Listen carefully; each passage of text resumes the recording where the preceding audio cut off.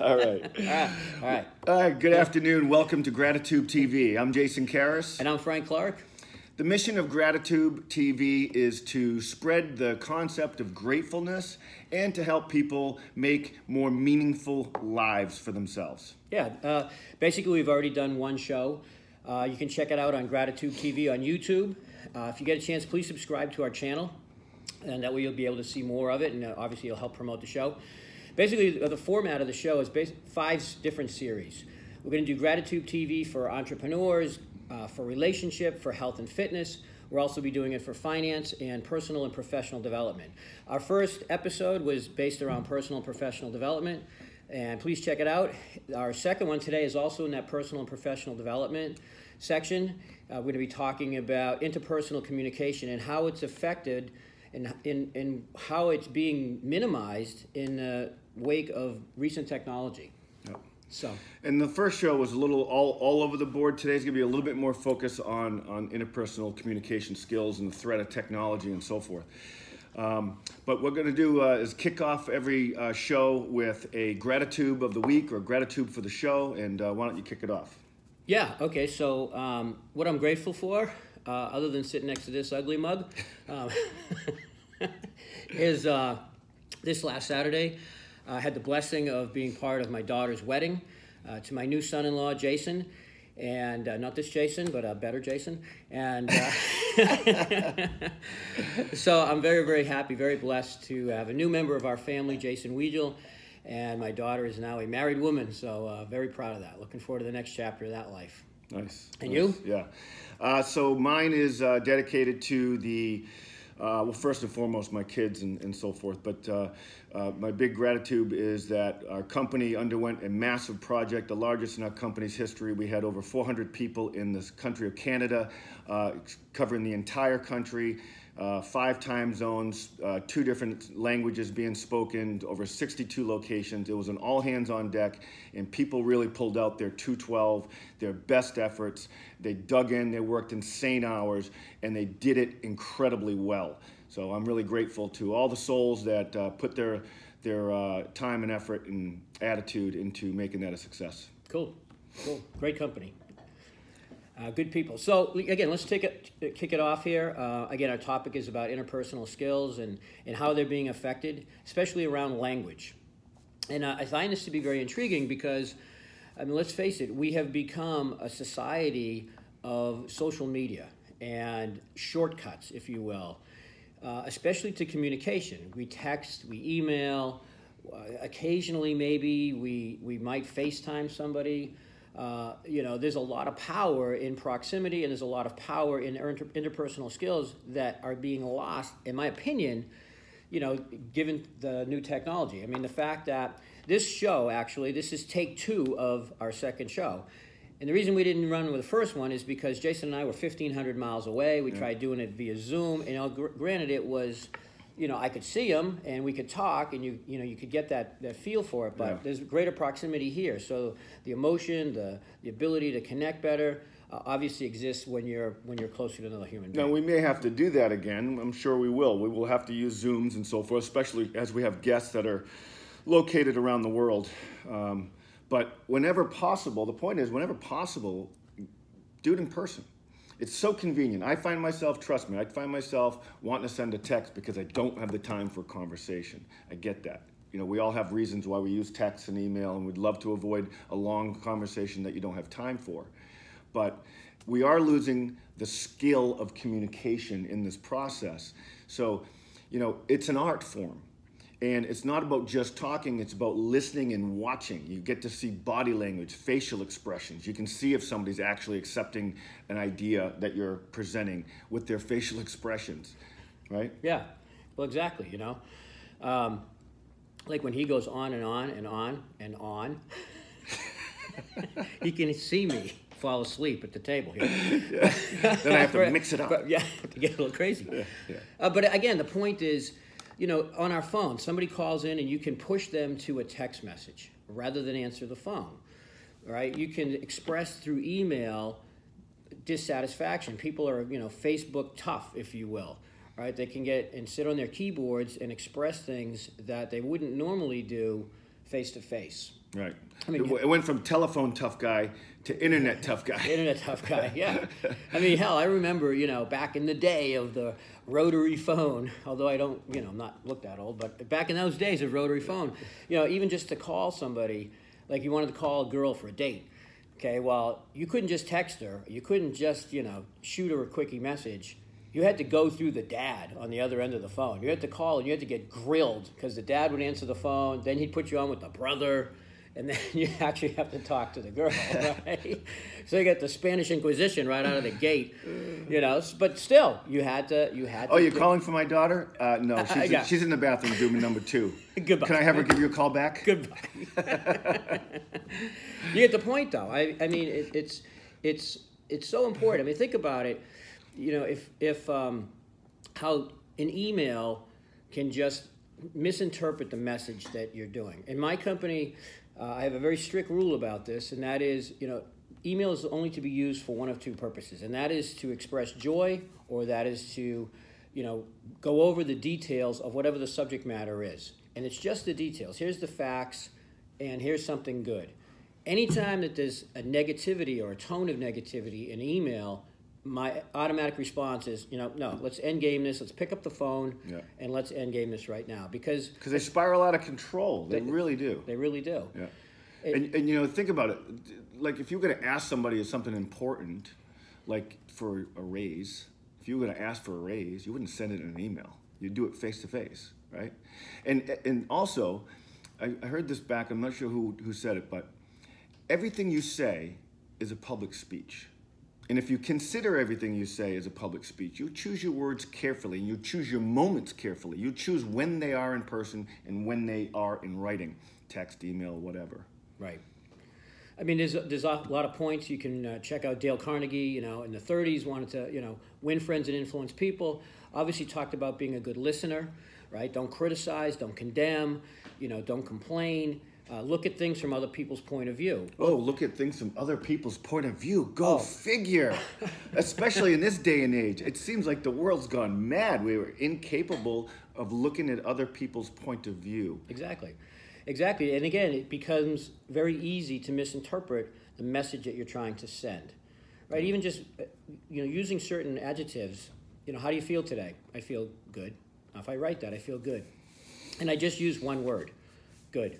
The person reading that might go, oh, that's it? He just feels good? Right. He's okay. Is he okay? Oh, he used an exclamation point. Does that mean he's really good? Inflection is everything. Inflection. Why do they put this in caps? Are they yelling at me? When you were just doing it in an exciting way. Exactly. Too much is lost in translation. If it's important, it should be face-to-face or on the phone, right? Yeah, and we're going to challenge everybody who's watching the show today to take your interpersonal skills up one level. And so what are we saying by that? Yeah. All right, if you would normally text somebody, instead of doing that, pick up the phone and call them. All right? If your communication with your children is via a phone call, or let's say it's worth a text, that's even worse. Throughout the day, that's the only way you talk to your kids is through text. And instead of that, pick up the phone and call. If that's what you normally do, pick up the phone and call, well, how about FaceTime this time? Because there are certain modalities that you're missing out on. And the modalities of communication are some of these kinesthetic, they're auditory, they are visual, they're gustatory, or olfactory. Now, not a lot of people are about smell and taste, but everybody, to some level, is about visual connection, auditory connection, and the feeling of warmth or kinesthetic or love. You miss that dynamic when it's just a phone call. Right. You get a little bit more of that when you're FaceTime, or you get a little bit more when we're doing like this. I mean, this could be a podcast, and it will at some point, but then all you're going to do is just hear our voices. You're not going to get to see this beautiful man right here and his ugly friend. But you'll only be able to hear about that, and you'll be able to visualize, and the visual, I'm sure, is going to be worse than the actual what it is. Yeah. I feel unarmed today. I'm not very witty. Like usual. Yeah, exactly. See, there we go again. Kick me while I'm down. But skills are important to employers and as well, not just your relationship. So yes, I like the challenge. Not only just people that you communicate with regularly, try to step it up a notch, but how about somebody you haven't communicated with in a long time? How about a surprise? In fact, there are statistics, I wish I pulled them up before this, about talking to your mom on a daily or weekly basis, or talking to somebody in your family on a daily, weekly basis will actually extend your life. Some of the same effects of having a dog and so forth. There are statistics and there is science behind regular communication with people you love. But if there's somebody that you haven't talked to in a long time, or maybe that you have a dispute that needs to, an olive branch needs to be extended, challenge you also to step it up and be the bigger person. Yeah, and you'll feel more grateful for it, as a result of that. Yeah, if you can reach out to somebody and maybe just forgive them, forgive yourself, have a moment of clarity, and fall on the sword if you have to. All right, and just basically say, look, I don't know why our communication hasn't been the greatest over the last couple of years, or I don't know why our communication has fallen apart. But if the problem was me, I'm sorry. What can we do to rectify this? And that's going to go a long way, a lot longer way than you texting somebody that message. Yeah. Okay. People break up via text. People get divorced via text. People propose via text. How shitty is that? In my opinion, that kind of sucks. I would hate to have that kind of message delivered to me. Yep. Even the tough messages, I'd rather it be done face to face or verbally over the phone. Hear somebody's intonation, inflection, sincerity. It's done a lot better that way. Well, I was just thinking about how important it is in business. A lot of times I find people hiding from their customers. They haven't visited them in a long time. There's so much to be gained by showing up at somebody's office, asking for a meeting, showing up at somebody's office, seeing their environment, talking to their people, talking to your customer face to face, getting a feel for their body language. Body language is huge. If you haven't taken the opportunity to study body language, go to Amazon and get a book. Get a book on body language. 93 to 95% of communication is done non-verbally. So you're already an expert in body language. See, you're already an expert in body language, in reading it and doing it. But most people don't consciously know what they're doing with the actual movements. So when someone's feeling insecure or withdrawn, they'll do something like this, but they didn't know that that's what they're doing or why they're doing it. When you study body language, you start to learn the art form of body language. So now you can say, well, let me just ask you this, folks. Wouldn't it be great if you could figure out if someone was lying to you? Wouldn't it be great? Well, it is. It's pretty easy, actually. There's all kinds of tells on when people lie. And there's all kinds of tells on how people are feeling, where they may not be communicating it to you, but they are communicating it in a physical way. Right, exactly. And again, for those on the podcast, you're missing out on me folding my arms, or Jason folding his arms here, or, me putting a dagger into his eye. But, no, not that dangerous on the show. Gee whiz. Anyways, you get the point, though. The point of it is that, again, the written language is only 7% of communication. Physiology, matching and mirroring, your tonality, your voice tones, auditory communication is so much greater than just the written word. Yeah.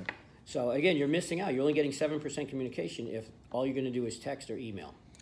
So let's go to the challenge of the week again. Just reiterate what the challenge of the week again is. Step up, reach out, go for that uncomfortable conversation that you've been putting off. Make that next call a little bit more personal. If you're making phone calls, make it FaceTime. If you're texting, make a phone call. Just step it up 1 degree, right? Do the 212 in whatever it is that wherever you're at, right? Yep, exactly. Step it up 1 level. Let us know how you do on that, okay? Subscribe to the show. Shoot us a comment. Let us know what you think of the format. Let us know what you think of the topic. And also let us know if you want to be part of the show. I mean, we're looking for people that really are... subject matter experts. Yeah, exactly. People that are influencers in the relationships or health and finance or entrepreneurial relationships or personal development. Come and join us on the show. We'd love to rap with you. We created a bunch of great shows, an outline for shows that are going to last us a long time, which we're really excited about. We have stuff from the Entrepreneur Series. We're going to cover sales. We're going to cover raising capital. We're going to exiting your company, building culture, leadership. Some amazing speakers for all this stuff. Wantrepreneur versus entrepreneur. Exactly. Lowering your costs. What are you doing with your legal? When to walk away from a lawsuit. You know, when to settle. You know, all the way through marketing and social media. Then we get into, you know, our relationship series is going to cover stuff like, you know, dating and sex and marriage and kids and having a relationship with yourself, divorce and such. Finance, you know, our finance series is going to be awesome.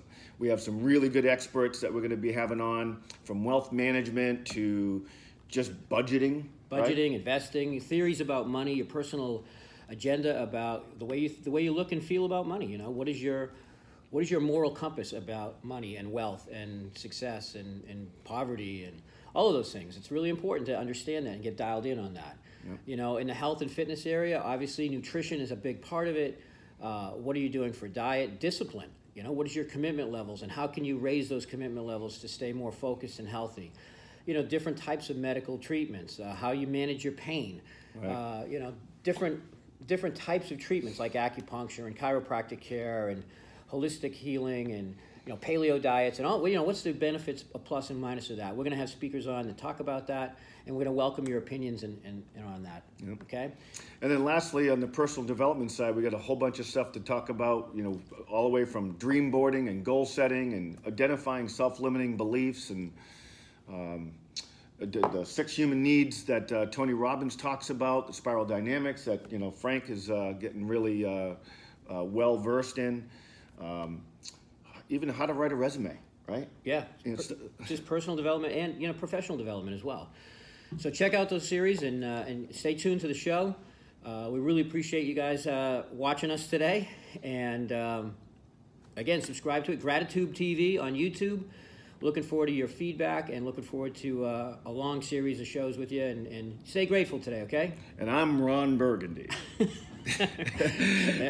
And what is it, F.U. San Diego? Thank you, guys. Make it a great day. Make it a great day. All right.